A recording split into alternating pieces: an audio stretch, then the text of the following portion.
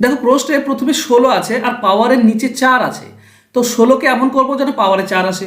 16 মানে হচ্ছে তোমার 2 এর পাওয়ার 4, 2 এর পাওয়ার 4 16, তার পাওয়ারে আছে -3/4, তো -3/4 গুণ হয়ে যাবে ইন্টু, এখানে দেখো পাওয়ারের নিচে 5 আছে, তো 243 মানে হচ্ছে 3 এর পাওয়ার 5 মানে 243, এর পাওয়ারে আছে -3/5, তো -3/5 গুণ করে দিলাম।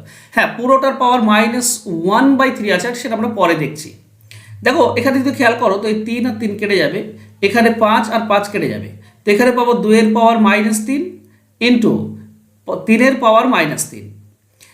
দেখো খেয়াল করো, যদি একই মানে পাওয়ার থাকে, একই যদি পাওয়ার থাকে তো ভেতরের দুটি গুণ হয়ে যায়, 2 আর 3 গুণ হয়ে যাবে, তো 6 এর পাওয়ার হয়ে যাবে -3।